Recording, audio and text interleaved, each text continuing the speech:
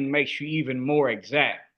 Mm. So from the positive peer pressure of them saying how much they got out of the spoken word that was not as accurate as the written word, they kind of forced me to do so. So this book, I in this book in the editing process, I broke down crying, Dr. Boyce and Dr. Alicia. I broke down crying because I was thinking about how much I wish I would have known this when Mm. I was a young black man coming up and what it would have done for me. And I started putting myself into the shoes of the young up and coming soldiers that will be able to get, in street terms, get this kind of game early in life. And then I thought about the sisters and brothers that, like all of us, have made many mistakes and how we can repair ourselves with it. So the mathematics of the mind really is a 33 chapter expose that unpacks the power of the mind and how to put the power of that mind into service. And whether you're trying to defeat depression, become a better husband, father, mother, wife, whether you're trying to make more money, lose weight, whatever your struggle is, this book is written with a certain formula we believe will allow the reader to start levitating over life's challenges and be Mm. able to make unlimited progress in every area. So that's Wow. the feedback we've been getting from it has been just that. And I just got an email last week, Dr. Boyce, and you know how Amazon works. It's hard when you got 38,000 new books a day coming out. But we were able to win the #1 new release for the month of February. Wow. Mathematics of the mind. Wow. That's big. That's big. That is very big. Whoa. Whoa. Are you kidding me? And I was so touched again. I got teary eyed again because it was about a 50-50 split of males and females. But what touched me the most, Dr. Alicia, is that 68% of the readers that bought the book were under 25 years of age. Wow. That is very big. That is very big. And it's and it's well deserved because I know how hard you work and I know how sharp you are. And I know you've spoken at the convention and things like that. And everyone loves what you had to say. And it's important to me because let's just start with education. When you talk about learning, I always say that our kids need to be learning from people like you. You and I both have a lot of time. We spend a lot of time in Chicago, and we know what's happening with our children, literally almost being psychologically and spiritually abducted by this system. They got millions of our kids coming through these school systems, can't read, can't write, can't do math, none of that. And individuals like yourself are right down the street, ready and willing to teach and engage and everything else. So there's that fear of what you can do in the mind of a young person. So I'd like to ask you this question, and I think I know the answer, but I'd like to hear it from you. Why do you think that America is afraid? Why do you think they would label someone like yourself or the minister as a dangerous man? Last time I checked, you ain't tried to hurt nobody. You ain't out killing people. You're not beating people up. Right. What makes you dangerous? Well, you said it, Dr. Boyce. They everything in creation, everything in nature has a natural enemy. The lions have the hyenas, the cats have the dogs, the mice have the cats. Everything in nature has a natural enemy. And in this world, when you study, there was a conference done called the Van Dun Conference of 1954. And this was a group of African and Asian nations that met, and they wanted to discuss, with no European nations present, when did our problems begin? And whenever Ghana, Angola, whenever Egypt, when all these African and Asian nations took their stand, each one of them said, well, we were doing fine until the French showed up. Hmm. We were doing fine, and then the Portuguese showed up. We were doing fine, and then the Americans showed up. We were doing just fine, and the Germans showed up. We was getting along with the Dutch showed up. And then someone raised a question at the end. Well, what is it that all of these opposition forces have in common? And the general consensus was all of them were Caucasian nations. Mm-hmm. So the enemy knows that we, if we are ever given a level playing field as black people, we are the direct descendants of the originator himself. We are born with divine DNA, holy heredity. Prosperity is built in our plasma. We have God's genetic makeup. Anything we are allowed to express ourselves without hindrance and suppression, we become the master of it, such as the basketball, such as football, such as tent. Whatever we are allowed to express greatness in without hindrance and suppression, we become the masters of it. So they know that you cannot control a group of people unless they don't know what you know. So Mm-hmm. because of that, they always have kept us without knowledge. And in particular, what I love about you all's Love and Money Lab is because just off of those two concepts, those solve 2/3 of our problems as a people, and maybe all of them, because there were three sciences in 1867 that the slave master said they never wanted the slaves to learn. Whenever they were discussing whether they were going to allow black people to go to institutions of higher learning, colleges or universities, the two rules came out. One, they said, we'll let them go to college, but they can't come to our schools.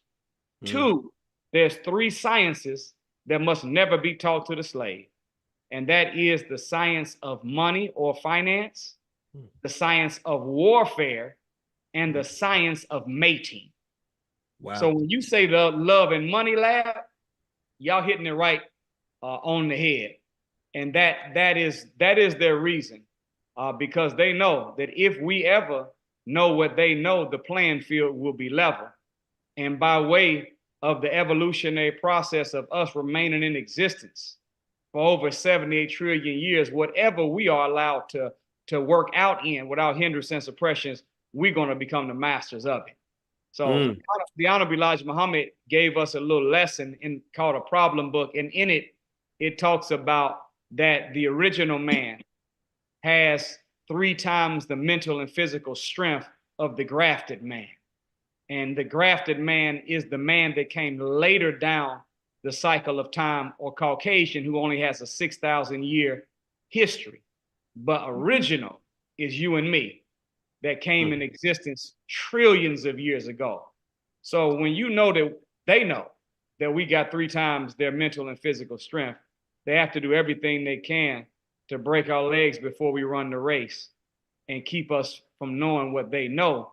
Because if we do, the playing field will be level and we would dominate engineering, medicine, law, education, the same way we've dominated basketball, football, tennis, and golf. All right. Now, everybody, as you all come in here, this is Brother Nuri Muhammad. He's the author of the new book, The Mathematics of the Mind. Did I say that correct, brother? Yes, sir. Okay. And by the way, and I want to just so I can have it handy, what is the website? Because I know people are already asking about the book, and I want to make sure everybody gets a chance to get it. What's the website for your book, brother? It's NuriMuhammad.com. Oh, that's easy. NURI Muhammad.com. Okay, NuriMuhammad.com. Okay, so babe, I know that Alicia, I know that you when he brought with mathematics of the mind, I already know that with my wife, I'm sure she has questions about that Yes. and comments because I sat here and I watched my wife. I don't talk about it much, but she is one of the hardest working people I've ever met. And when I say that, I'm not saying it just because I think she's cute. I'm saying it because it's true. She would get up 5:30 in the morning, go to a workout boot camp. She reads about 22 books a year. And there was one book she read that was hundreds of pages. It was all about the subconscious mind. And then she read it twice in the same year. And so Want to I'd make like sure it to. went into the subconscious mind.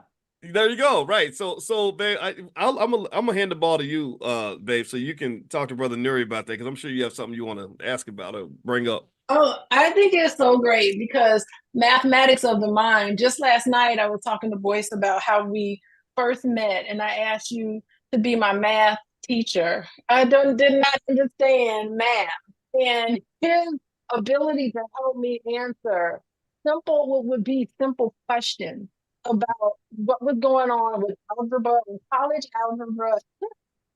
To do it, and I'm thankful. I was thank him last night. Hey, babe, 30 years ago. hey, Alicia, I think your mic is a little bit muffled. I don't know if you were able to, it's kind of going in and out a little bit. Okay. Let me take, Yes. I have my headphones on. Let me Okay. put my other, okay. Can you hear me?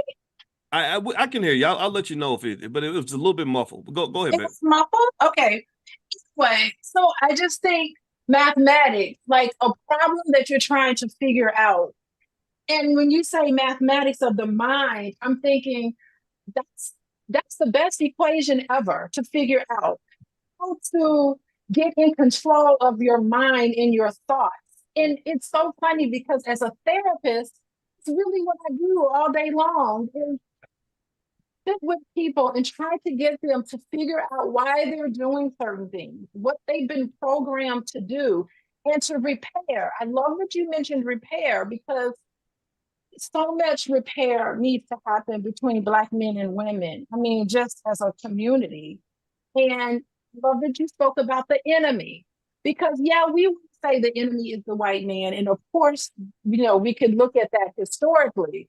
But the biggest enemy that has been instilled in us is what happens in our mind, in our thoughts, the negativity. When you speak about depression, Right. depression is nothing but negative thoughts in your mind. And spending time with people to try to figure out who told you this, who lied to you and told you you were not good enough, who lied to you and told you that you were not good enough to do all of these wonderful things that you have just said is endowed upon us as a community, as a people. And it's curious, does your book go into any of these aspects? Yes. Yeah. Beautiful, Dr. Alicia. And by the way, brother, babe, your mic is still muffled. We were able to hear you, but you might want to switch your microphone while Brother Nuri's answering the question. Just take a look at that. Okay. All right, go ahead, brother. That was a great intro to the question and a great way to ask it because that is true. So when you look at mathematics and then you think about the mind, most people don't put the two together. But as Dr. Boyce, when you met him, helped you with mathematics, what they say in the world of mathematics is that there's only four types of mathematics, and that's adding, subtraction, multiplication, and division. Technically, there's only two types of mathematics, and that's adding and subtracting, because all multiplication is adding faster, and all division is subtracting faster. So when you deal with the mathematics of the mind, as you said, see, there has been self-destructive and self-defeating commands that have been installed in the Black psyche by our sojourn here in America. Some of those self-destructive, self-defeating commands came from our mothers and fathers. Some came from no good, spirit-killing sixth grade teachers. Mm. Some of them came from the drunk uncle or just the people in the hood we grew up with. But we are operating, as you said, because now what you're trying to do in therapy is you're trying to get them to trace back who told you that. Mm. And then after that, discredit the one that told you that so that you can stop believing it and acting on it. So in this book, there's a section where we deal with a principle statement that I have been striving to superimpose on my mind to try to get control of my thinking. And this is this thought, this statement: I will not allow my self-image nor any other perception to be shaped by non-scriptural information. Mm. So in other words, I will not allow what I think or what somebody else told me to be accepted in my mind unless I can approve it and prove that God said the same thing. Mm. So when you get into the mathematics of what the God said about us, we are in his image and after his likeness. That means that everything that's true about God is true about us. Image and likeness means that we look like God on the outside and on the inside. Image and likeness means that when God sees us, he sees himself. Our problem is when we look at ourselves, we don't see him. If we're in the image and likeness of God, whatever God has done, we can do. So we are impossible and unstoppable beings whenever we are operating off of the proper mathematics. So Dr. Alicia, when you unpack the variables of the Bible and Quran, guess what you find out? God's mathematics is always addition and multiplication. And the devil's mathematics is always subtraction and division. So anybody, whoever they are, that has said something to us that causes us to think less of ourselves, that's satanic influence. And those forces that have made us to think better of ourselves, we have to salute those as coming from the supreme being and divine. So that's kind of a good foundation for what the mathematics of the mind are. And at the end of the day, there's a scripture that says in the book of Proverbs 23:7, it don't say as a man driveth, so is he. As a man weareth, so is he. Or even as a man haveth in his pocket, so is he. As a man thinketh in his heart, so is he. So this is the most important aspect of life. We're really not a body with a mind in it. We really are a mind with a body wrapped around it. Once we understand that what we don't have really is a direct result of what we don't know, and my people are destroyed from a lack of knowledge, which says that in equal and opposite extreme, we can be rebuilt by the acquisition of it. This subject on the mind becomes the most important of all subjects because it is the root of everything. This brain muscle is the only muscle that you use in every activity of life. There's plenty of things you can do with just your arms, some things you can do with just your leg muscles, but there's nothing we can do without the brain muscle. So it's got to be number one and most important. You know, brother, I think that's a very powerful statement. I was, believe it or not, I was oddly thinking about that today. I quit playing golf years ago because it takes too much time and I can't spend 4 or 5 hours away, and spend all that money and all that. So here's what happened. So my wife got me the best Christmas gift ever. She got me one of those Meta Quest 3s, right? With the where you go on the VR thing, right? Now I don't do anything else with it now except play golf. And my wife, she laughs at me because I'm sitting in the bedroom with this thing on my head and I'm swinging shots and saying, "Oh man, no, that don't hit the tree," and because it's so real, right? It's so realistic. But here's the funny part. So one time I was playing, and I'm looking at this big beautiful golf course. You can hear the water flowing over the rocks and and hear the birds chirping and the wind blowing. They do everything they can to control those two main senses, what you see and what you hear. Because think about it, what are our senses, right? We got what we see, what we hear, what we taste, touch, and smell. Most things that we see, we don't taste it, we don't touch it, and we don't smell it 9 times out of 10, right? But seeing and hearing is like 80-90% of that. So here's my point. So my wife, when she's talking to me, I tell her, I said, I feel like I'm really on a golf course. I feel like I'm at Pebble Beach or something, and I hear your voice almost like you're living in another dimension. And then one time she was about to go to work, and I said, "Hey, babe, come here, give me a kiss before you go." And she gave me a kiss, and I said, "I feel like I'm getting kissed by a ghost because I don't see you. I see the golf course, but I feel this pretty lady's lips on mine." And so here's the point on this, right? It made me think about our existence and how we are these brains inside these bodies, and it's like we're in this dimension, but maybe there's a whole set of realities outside of that we don't know anything about.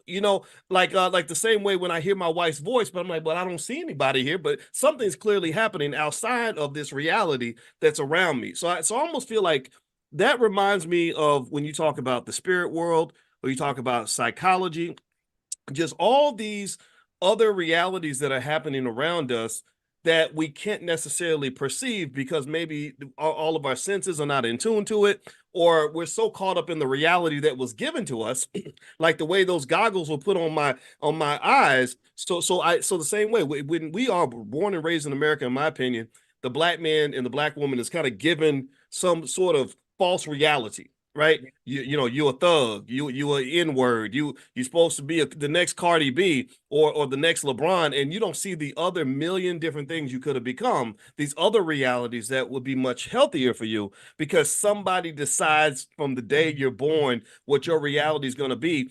And so I will tell you, brother, when you said that word, you said a word that was similar to elevate, but it wasn't elevate. You said another word about levitate. Yes, you said levitate. And man, I'm telling you, my wife would laugh at me because I always tell her, I say, I think he's my brother from another mother. Because what did I do this year, babe? We created something called Dr. Boyce Elevate that what we do every morning at 10 a.m. We do financial consciousness training. And every day, the students will tell you this. I always talk about elevating your consciousness. Everybody else is playing two-dimensional chess. You need to play two-dimensional checkers. You need to play 3, 4, 5-dimensional chess, because when you elevate, your awareness grows. You can see things. You know, like I talked about the time I was in an airplane and I flew over the traffic of a freeway I normally drive. And being above the traffic, I could see things that I could not see when I was down in the middle of everything. So that word, could you talk about that a little bit? I know that was a long-winded question. Man, you teaching, but Talk about this that. is what I thought about. So if you look at a book, when a book is open, it looks like the way we used to draw birds before we knew how to really draw. See the two humps? And whenever, if you go to any major city, you'll notice that if you want to get the best apartment of any apartment building, it's not downstairs by the lobby. It's the penthouse suite. It's the top floor. You go to the city county buildings where the mayor's office is. He's on the top floor. You go to a hotel and you ask them for the best room. They say, well, we got the presidential suite, and the presidential suite is not down at the bottom by the gift shop. It's on the top floor. Then they call it, whenever you are thinking bigger and seeing the bigger picture, they say that so-and-so has the bird's eye view. Reading gives you wings. It gives you the bird's eye view. And the higher you are up, the smaller everything looks to you. The higher you are up, the farther you can see. The higher you are up, the less traffic is there to disturb your destination that you've set as your goal. So that's what you're doing at 10 o'clock with the money consciousness and elevation. See, it's taking people up where they can have a bird's eye view of life. And it was something else you said too that made me think of this. We broke it down in the chapter. The scientists of this world say that there are only 2 gates to the mind. That's the eyes and the ears. Meaning what you see and what you hear is going to be deposited, compiled together, and make up the nature of your thoughts. But there's a new study now that is verifying what the Honorable Elijah Muhammad told us in a book called How to Eat to Live. Look at this, Dr. Boyce, Dr. Alicia. He said that we have 2 digestive systems, one in the stomach and one in the mind, and both of them work together. What hurts one hurts the other. Now there's this new term, scientific term now they call the gut brain, where they are proving that there's a bidirectional communication from the stomach to the brain and from the brain to the stomach. In other words, what you think can affect digestion. And we see it: stressed out, anxiety. Now you start having heartburn, ulcers. But now they're finding bidirectional, that if you eat bad food, it can also corrupt good thoughts. For everything we eat, digestion's goal is to turn solid into liquid, or turn it into a chemical. The chemicals integrate in the blood. The blood travels through 60,000 miles of arteries throughout the body, goes up into the brain. And since thoughts are electrochemical energy, when you eat food and turn it into chemical, the chemicals of the food mix with the chemicals of the thought. So bad thoughts can be made worse with bad food, and even good thoughts can be made bad with bad food. So, sisters and brothers, there's three gates to the mind: the eyes, the ears, and also the mouth. So we have to be careful what we listen to. We have to be careful what we entertain. And we have to be careful what we eat, because those three things mixed together are going to form the chemical composition of the mind. And if you put the wrong thing in, you're going to have some bad math. Put the right thing in, you're going to have some good math. But what you said, Dr. Boyce, that is the goal of all those that have power. You always want to be up high so you can see more, look farther, and things look smaller to you, and you can work out solutions easier the higher you are up. We can get to that upper room that they talk about in the Bible, that elevated places they talk about in the Quran, that penthouse suite, that presidential suite, that bird's eye view they talk about in the regular world. We can get there by acquiring more and more knowledge. It raises us up. It causes us to elevate and levitate. I love that.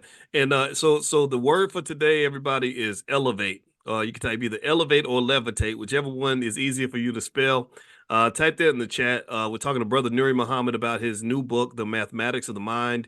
Everybody type that word elevate if you're on board with this conversation, because I can tell you, and I just will repeat it every chance I get. Listening to Brother Nuri, he's one of the wisest individuals I've ever met.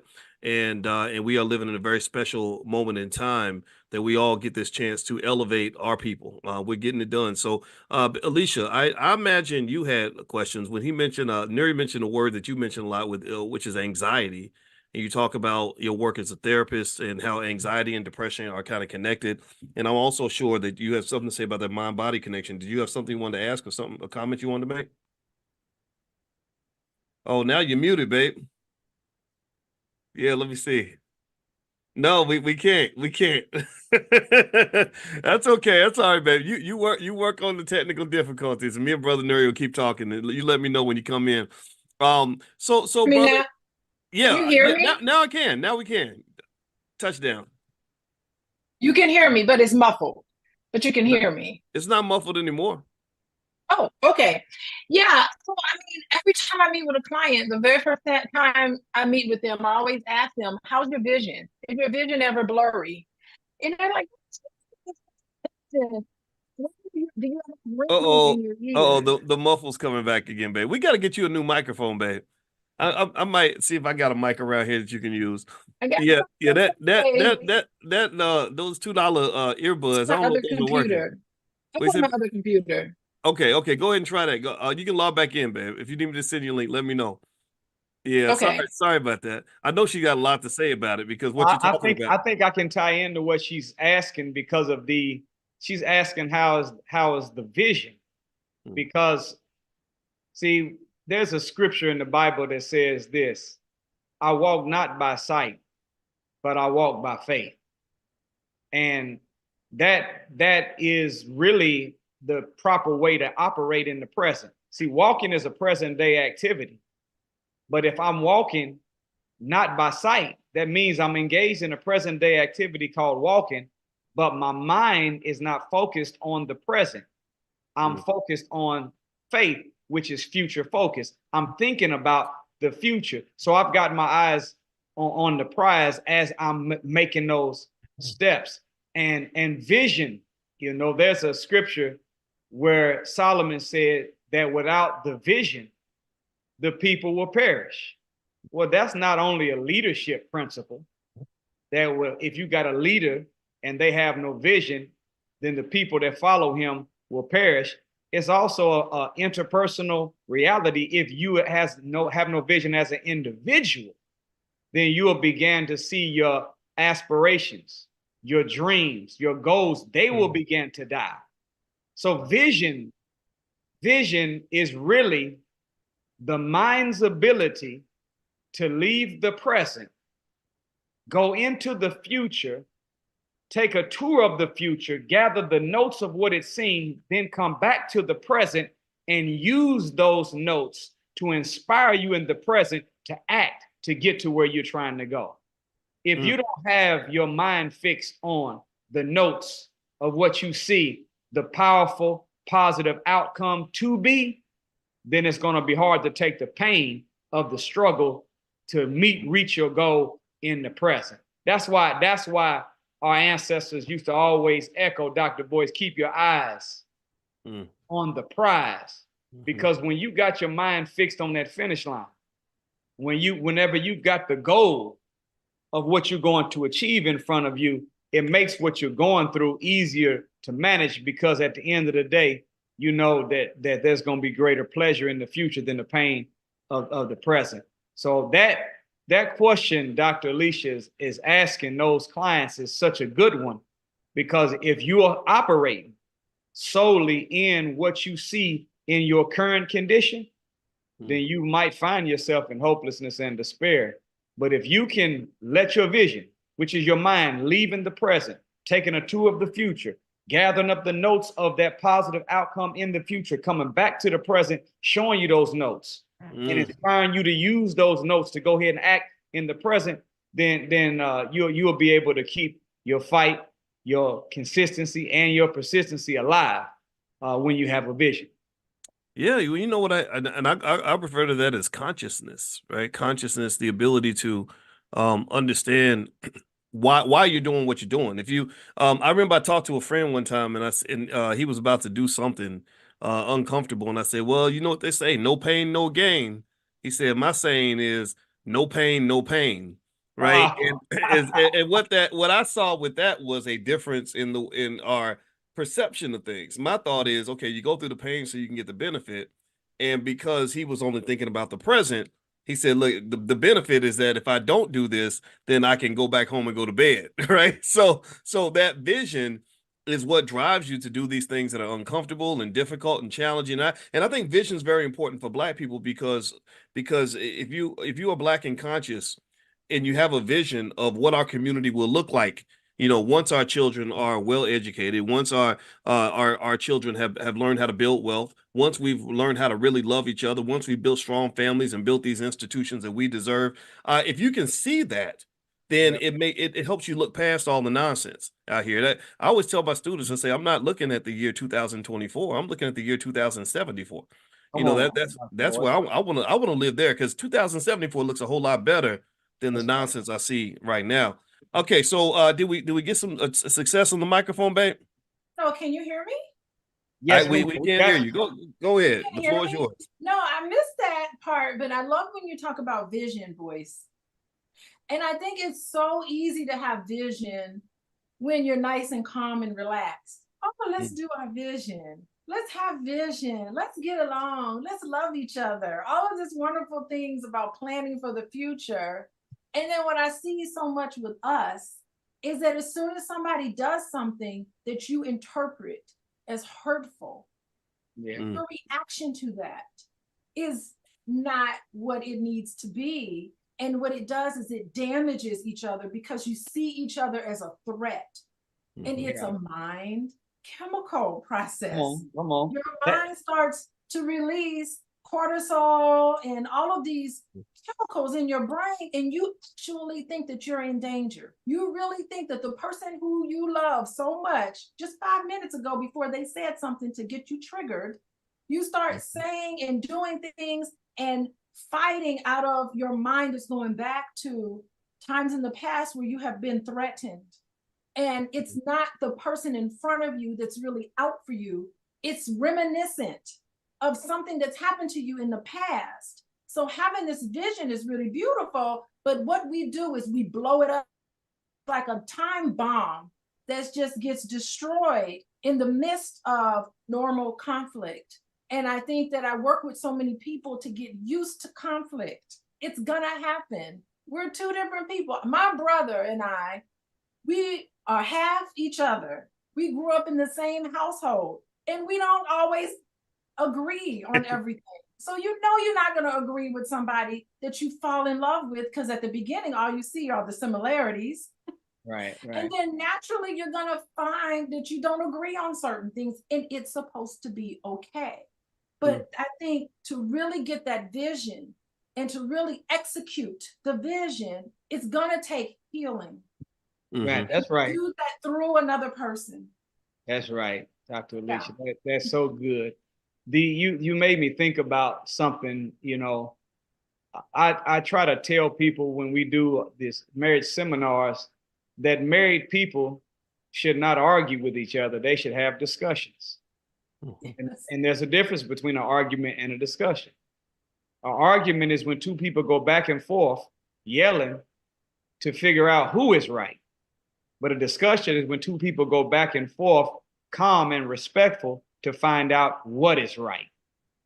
And one of the things we deal with in the mathematics of the mind, in problem solving and in communication, the minister gave us a study guide that we have. It's called, listen to this, Rising Above Emotions into the Thinking of God. And what he unpacks in it is that not to kill emotions, but to rise above them. And when you're above them, you control them, they don't control you. What we have found, Dr. Alicia, is that, and you know it from counseling, that the higher the emotions, the lower the logic.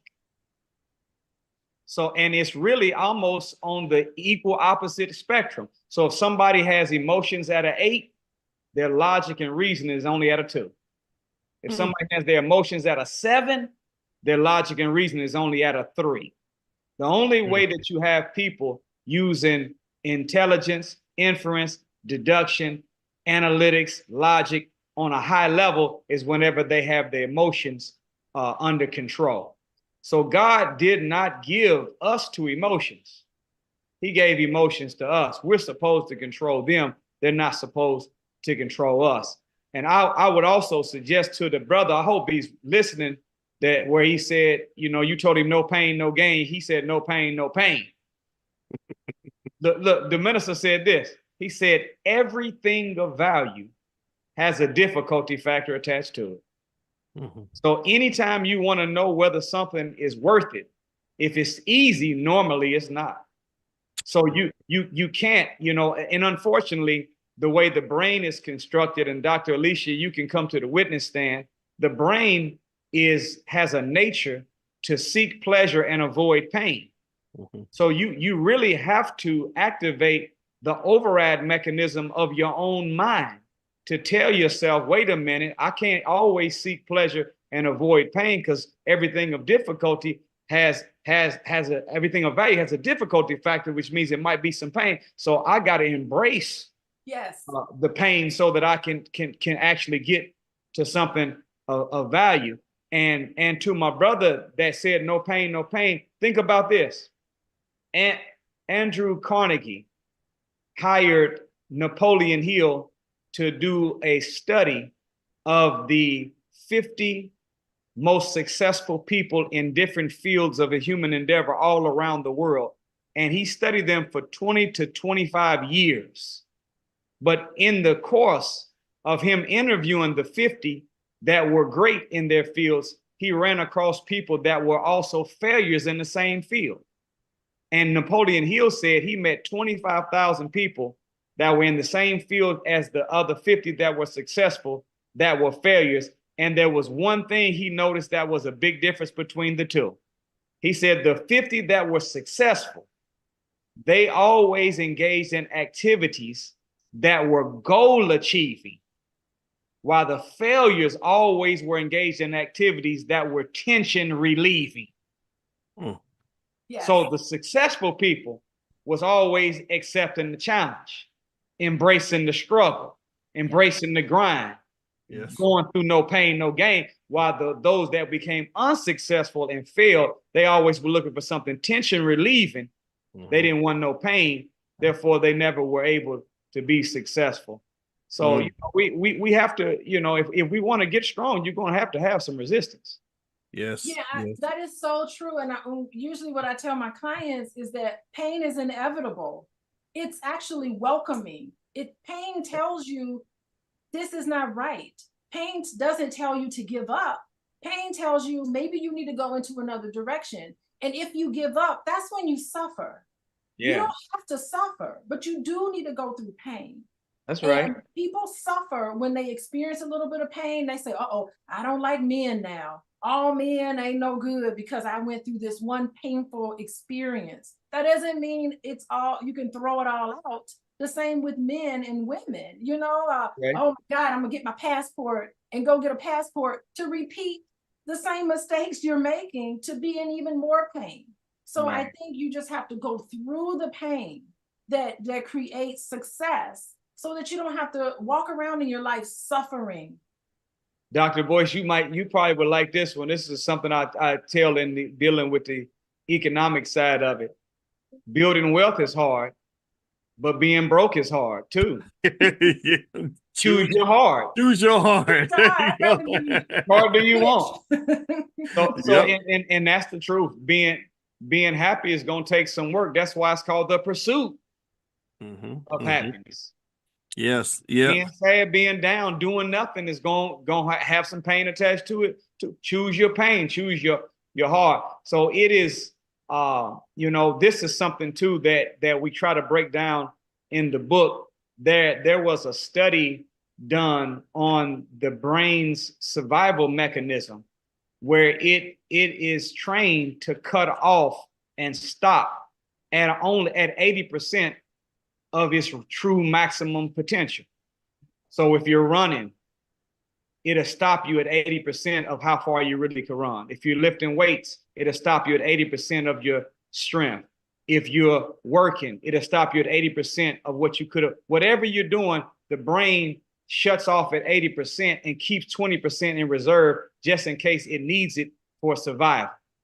Problem though, most of the time you never need survival. So there's 20%, and now they're saying sometimes up to 60% of your personal brain strength that you have at your disposal right now that is never being tapped into. So that's another aspect of the mental discipline.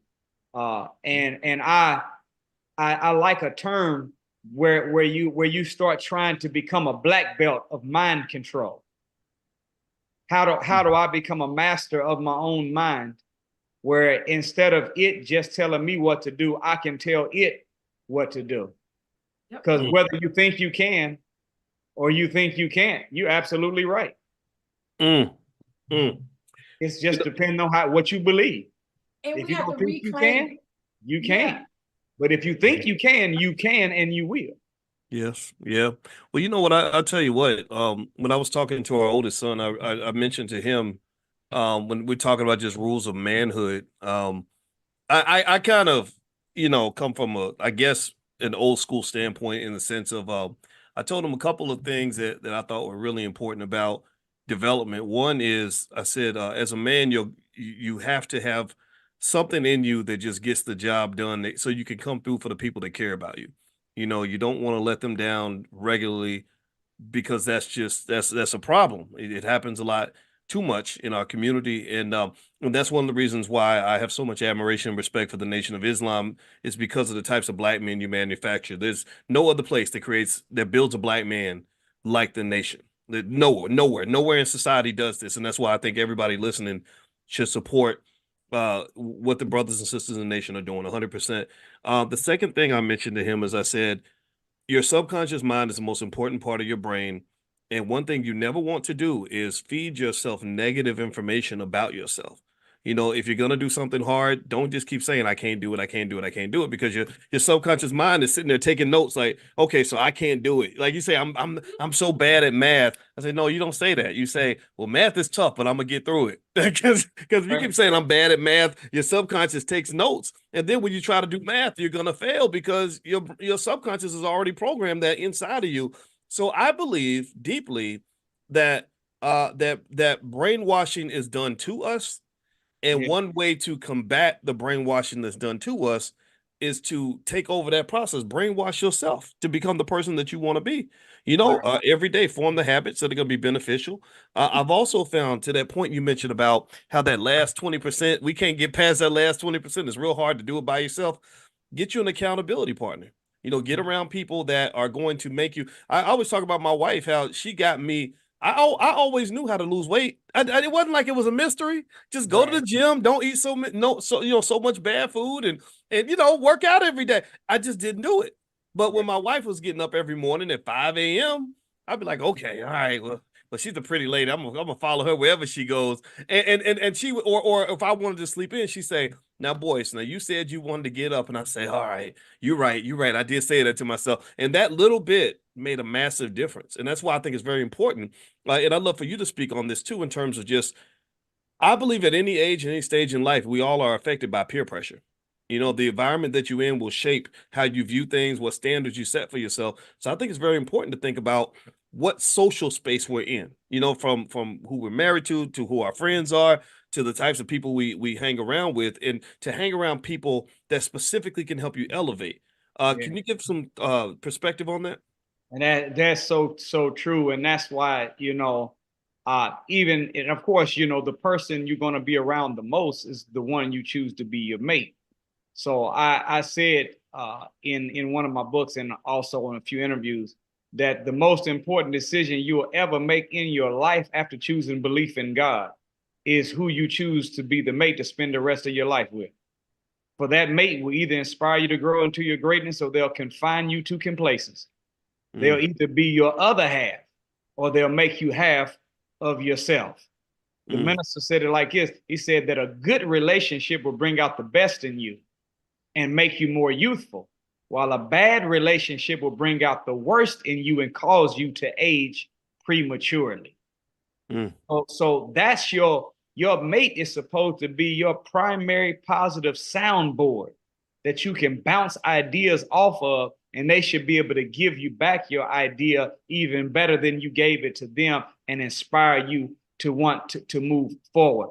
So that's one. That's one. But there's a verse in Hebrews in the Bible that says this: a mirror reflects a man's face, but who a person truly is determined by the kind of friends that they choose. Big Mama used to say it like this, Dr. Boyce. Big Mama got a gospel, and her gospel, some of her stuff is just as true as Matthew, Mark, Luke, and John. She said, birds of a feather flock together. So when it's impossible for two people to go on a walk and one of them not either speed up or slow down. You're not going to both keep going at two different paces. Either they're going to speed up to your pace or you're going to slow down to theirs. There's a man named Charlie Jones who was a great publisher of hundreds of books in the early 30s, 40s, and 50s. And he said by his book publishing and dealing with people, look at what his little analysis was of how valuable friends were. He said that what you are going to be in the next 5 years, you can take the knowledge of the books you read and multiply it by the characteristics of your 5 closest friends, mix them together, and that will be you in 5 years.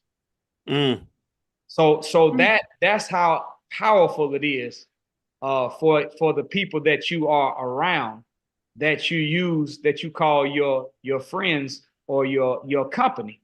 They're going to impact you, you're going to impact them at some point. Whatever they are, you're going to become like. So it's very, very important that inner circle that you have. You can have a lot of associates, but that inner circle that you have, they have to be trying to be something like you trying to be, trying to go somewhere if you're trying to go somewhere. And if you got, a nice tight circle, they don't have to be in the same field, have the same profession, but they do have to have that same mindset. They got to be hunters. You want go-getters. You want people that make moves, not excuses. You want those kind of soldiers around you so that's your inner circle so you can push them and they can push you. And do you know, the minister said this to us once. He said that for every physical law in nature, there is a spiritual counterpart. And I was Dr. Alicia, and this is exercise too. I was training for a marathon one year, and my running partner had more experience of running than I did, but I ran long and he ran short and fast. I was trying to practice how to eat to live, eating one meal a day. He'd think that in order for you to train for a marathon, you got to eat some spaghetti and all this stuff that I wasn't going to eat.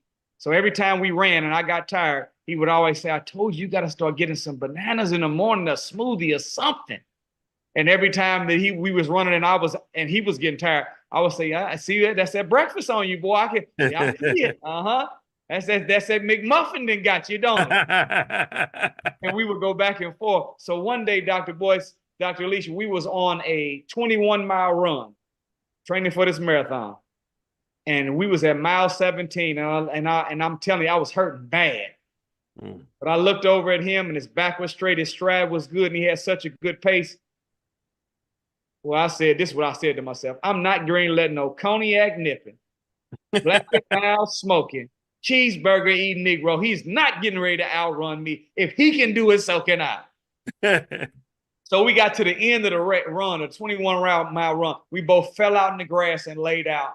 I was laying there with my eyes closed on my back. He was laying there, and he leaned over, and you won't believe what he said to me. He said, I got to tell you something, man. I was hurting bad around that 17-mile mark. But I looked over at you and your back was straight. Your stride was good and you had such a good pace. I said, if he can do it, so can I. Wow. I was thinking the same thing. What happened though? See, we were together.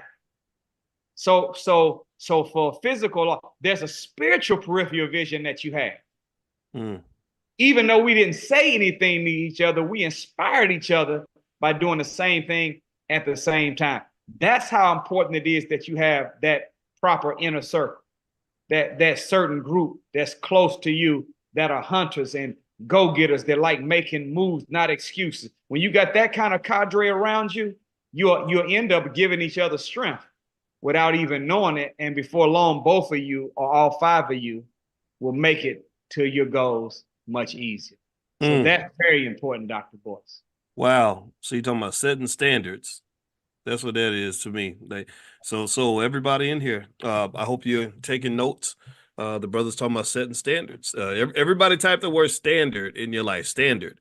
Type that in the chat. Type the word standard or standards, because I think that this says to me that, you know, for all of us that are setting a higher standard, we're not accepting the standard that other people set for us. I feel like as Black people, we should be offended by the fact that we are meant to be excellent and they set the standard to be sub-mediocrity.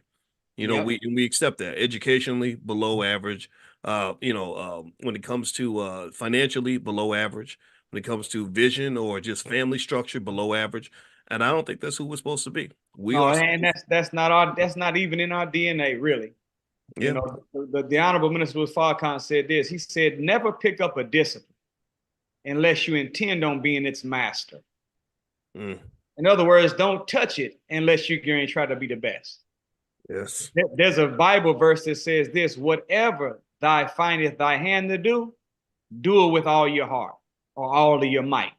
So anything that we're doing, we should be trying to do it the best that we can do. And look, not just anything, everything we're trying to do, we should try to do it our best. Because how you do anything is how you're going to do everything. Once you train yourself with a standard of Black excellence, and that is something you take with you in everything you touch, I'm going to be the master of this discipline. I'm going to do it with all of my might and all of my heart.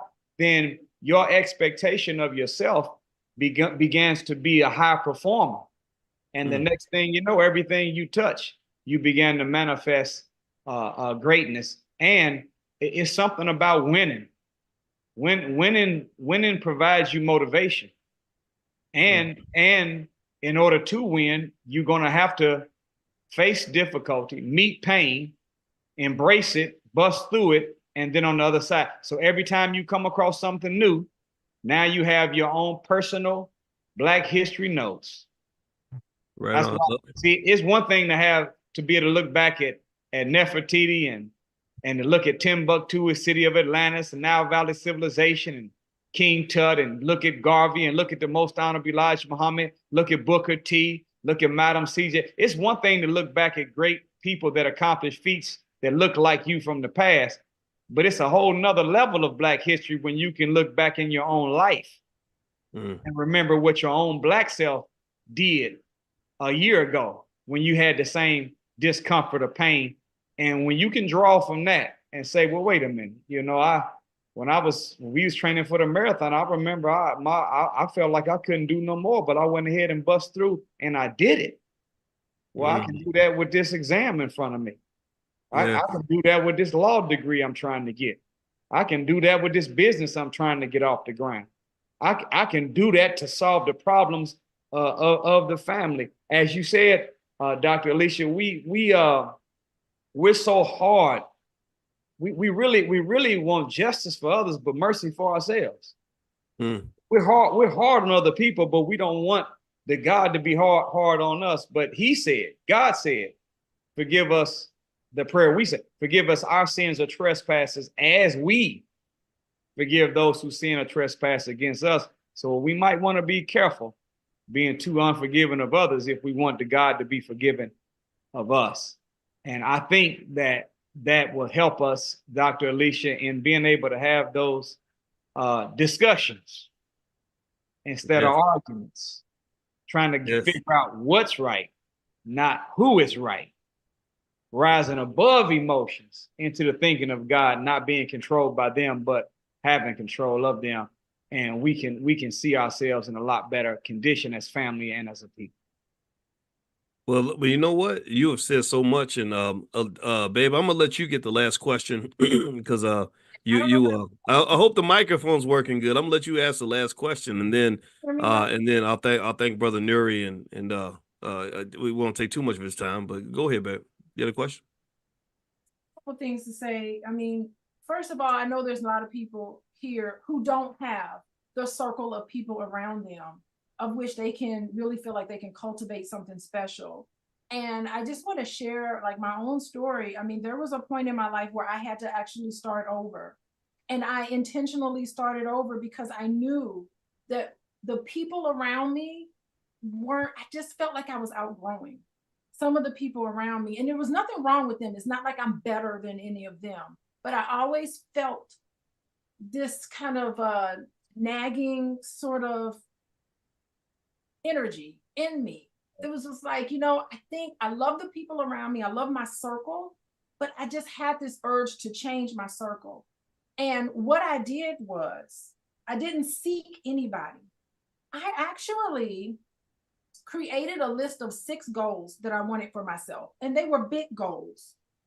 And in this process of me starting over, I was by myself. I didn't have a voice. I didn't have accountability partner. It was just me alone. And I recorded myself talking about these 6 goals that I had. I don't even want to share what they are because it's so personal. But I had 6 goals, and I recorded myself saying them to some music. And I would play it on my headphones at night when I went to sleep. Because I was by myself. I was starting over. I was afraid. It's scary starting over. I embraced that pain that I had to go through. And those 6 goals, would you believe that in no time flat, it just came to me. I had to work for it. I was so surprised. And that it happened so fast. That boom, boom, boom, one after the other, just from listening to my voice say, and I said it in the affirmative, you are blank. You are blank. I don't really want to say what it was, but it all came to me in an instant. And I was able to create that circle around me that I feel like, wow. And I look back at that other person that I was years ago. Who was that lady? That was not anything like myself now. And I was able to grow and expand. So I understood that my subconscious mind was stuck. And I consciously programmed myself to operate in a different way. And so much more abundance has come to me. I feel like I am really, truly in this moment living my purpose. There's nothing else I'd rather do than to do what I'm doing every single day. And the people around me notice it. And it's just something that I've just been able to do. So this is how you create, because a lot of us are like, I'm lost all by myself. I don't have anybody around me. You don't even need to really work on it. It came to me and fell in my lap. Right. It was unbelievable. That's the mathematics of the mind, Dr. Alicia. That's the math. That's the mathematics of the mind. So whenever this is something that the most honorable Elijah Muhammad taught us. He said that there were 14 billion brain cells in the brain, and thought travels on the average of 24 billion miles per second. If you think about a cell in a circle, if you've got a force moving in a circular motion, it produces one or two forces, either centrifugal force or centripetal force, or sometimes both at the same time, depending upon how powerful that force is. Well, if the thought is moving at 24 billion miles per second in a circular motion inside the head, see what you were thinking about, you're thinking about it now by the law of centripetal force, it's attracting to you people, situations, and circumstances that match the nature of your thoughts. And by the law of centrifugal force, it's repelling people, situations, and circumstances that are opposite the nature of your thoughts. And then what you did is you took it to the next level. There's a verse in the Bible that says, speak those things which are not as if though they are. Let him who is sick say that they are well. Let him who is weak say that I am strong. Mm-hmm. See, what you're saying is that, see, if you speak it, you can see it. When you say it, you can see it. Your speech will actually bring it into existence. That's the same way that God did it. Yeah. Look all through Bible and Quran, any students of scripture. God, when he wanted to bring something into existence, he didn't hope it and wish it and just think it. He spoke it into existence. Look at the Bible on the first page. And God said, let there be light. And God said, let the stars adorn the heaven. And God said, let the firmament cover the earth. And God said, let us make man. In the Holy Quran, it says that when Allah deems a thing, he simply says to it be, and it is. So what we find is that words don't just reflect reality. By the law of substitution, words have the ability to create a reality. Yes. Mm-hmm. Light wasn't present. Firmament wasn't covering the earth. Man wasn't here. Stars weren't there. But God said these things. Well, if we're in his image and likeness, then we have to say that I'm strong even when I'm weak. Say that I'm well even when I'm sick. And by having thought moving in the brain, 24 billion miles per second on the average, 14 billion brain cells in a circular motion, repelling things opposite the nature, attracting things that are in accord with it, and speaking those things which are not as though they are. You mix them together, you're going to employ the mathematics of the mind to a high level, and you won't have to go out looking for. You created an invisible counsel. Wow. An invisible counsel in your own mind. And I don't get to talk to the minister as much as I would like to, but he is the chairperson of my invisible counsel in my mind. Got some other people that sit at the table too, but I'm always thinking about what has he said about the subject that I'm wrestling with. And by doing so, I'm able to have an invisible counsel. I don't have to have 5 closest friends. I got 5 closest friends. Yeah, and those are the people that have the bird's eye view. That's right. That's the right. People who speak through you and know they can see what you can't see way up here. That's and right. Those are the people that you draw on in your mind. Yeah. Yes, ma'am. All right. All right. Well, I love this, and I hope you all have enjoyed the discussion as much as I have. This is a great, brother, because this really fits right into what we've been doing every morning. This is the first year I've ever taught a class every single day, 7 days a week, because I said, it's time to quit playing. It's time to stop all this nonsense. We set New Year's resolutions and forget about them by March. We ain't doing that. We elevating, and I said, well, I guess if I want everybody else to elevate, I got to elevate myself. So I talked to Alicia and I said, I'm thinking about doing a class every morning, but that's a heavy commitment, and now that we've gotten in the habit of doing that, it's just second nature now. And every day we just discuss what it means to be economically conscious, right? We talk about being woke. What does it mean to be financially woke? Well, it means Right. understanding how the economics flows through everything that happens in our society, and how controlling our economics, as I know that you know, uh, that is one of the keys to us really, really taking our proper position on the throne. Yeah, we ain't playing.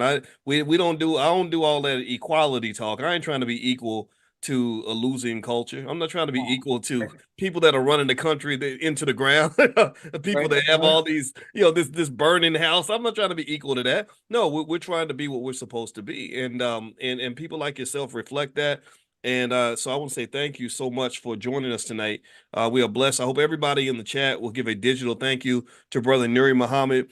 His new book is called The Mathematics of the Mind, and I hope that we will go and storm his website. His website is nurimuhammad.com. That's Nuri Muhammad.com. So go look this brother up, follow him, check him out on social media, support, support, support. And I always tell I came in even in my video, I put my picture with the minister back in the back. I don't know if you saw that. Yes, That's sir. one of the pictures I'm most proud of, and it's really because I feel like we are in, when you talked about the fact that they don't want us to learn warfare, I get that. I understand why. I understand why they don't want black men and black women prepared for battle, right? And I always say privately and publicly, if I'm going to war, I stand with the brothers in the Nation of Islam because I know they're gonna show up for the fight. They're ready, and that to me is the standard that we have to pay attention to, because we have others that want to promote this little squiggly image of the black man, this little, Oh, little weak, little snake, little talking, all talk, no action. That's not who we are. that's right. So thank you for representing in the best way that you can. I wish you and your family the very best. And thank you again for coming by, brother. It's an honor. Thank you all so much, and thank you, Dr. Alicia, and for letting me be the person that you all decided to come on together with. And Yes. I'm very honored to share space and time with you, like I said earlier. And anytime that you all want me, let me know. I would love to be on any platform with you all at any time, because you all have the heart, you all have the mind, and you all have the spirit of the rise of our people, like I've seen in nobody else. So thank you, Dr. Boyce. Love you much. And may Allah continue to bless you, increase you, and strengthen you. Thank you for taking care of God's people the way you do.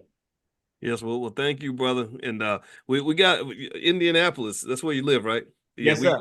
we gotta stop. We go through Indianapolis all the time. We gonna stop by. So I'll call you first. We'll make it work. We'll definitely receive you with the gold ribbon. We ain't gonna roll out the red carpet. We're gonna put the white carpet out for you. But we would be honored to have you as a guest.